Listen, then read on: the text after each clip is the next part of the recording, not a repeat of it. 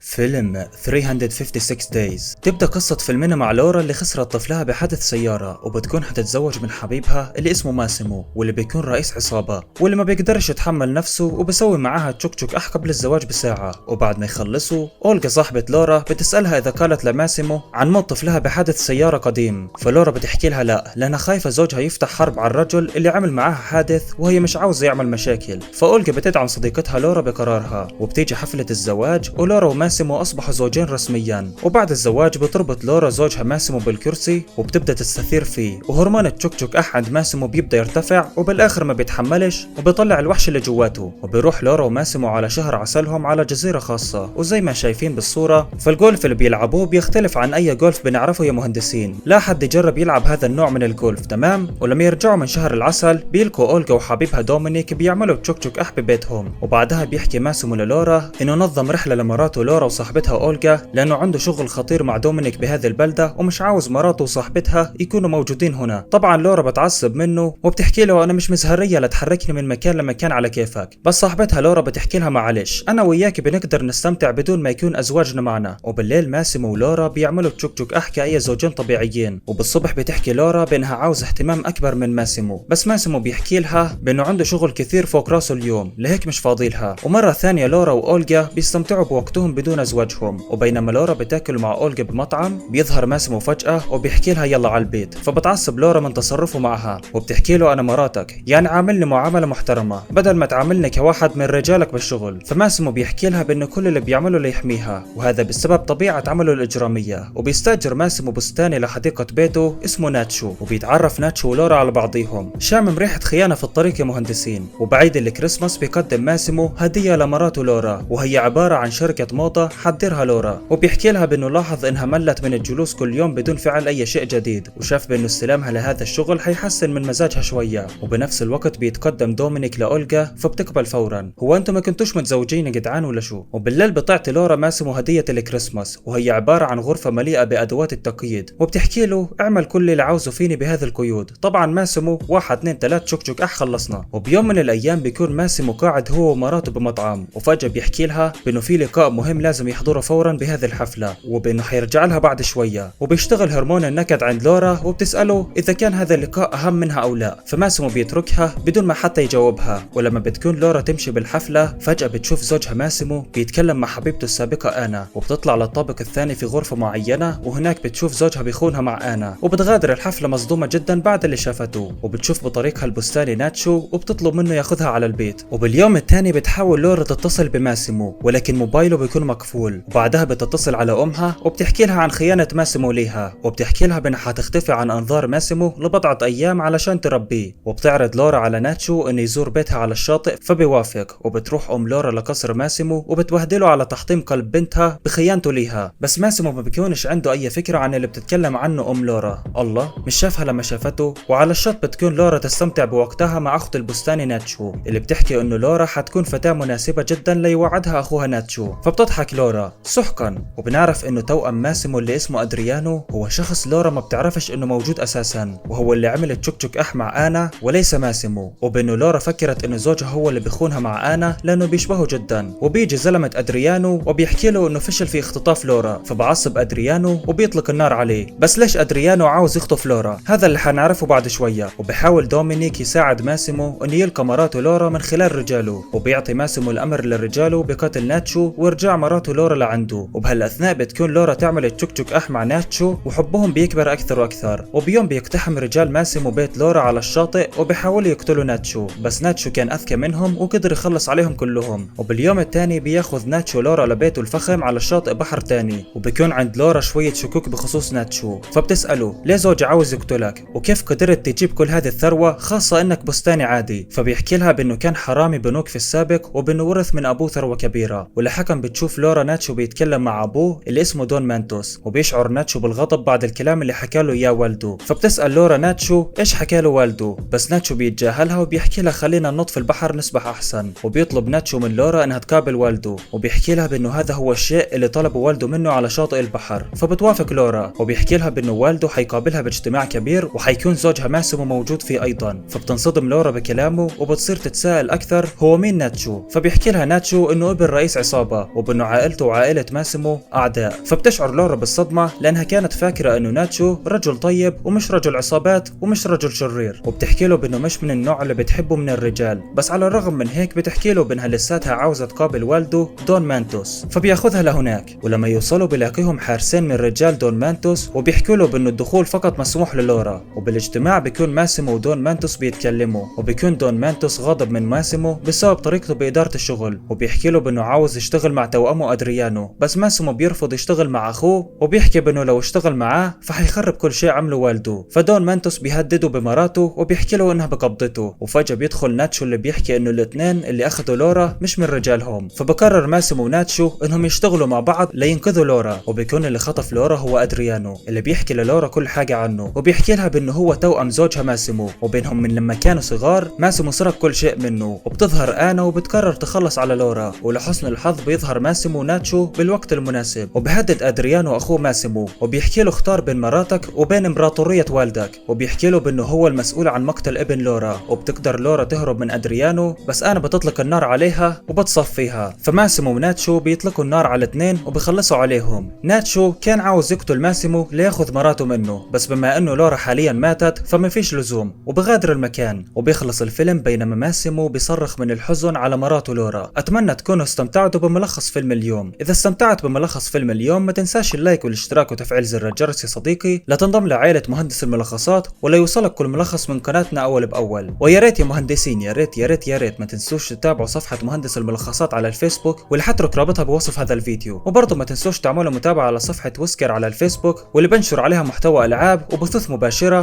كل يوم. وشوفكم على خير بالملخصات القادمة ان شاء الله. كان معكم اخوكم عرسان من قناة مهندس الملخصات.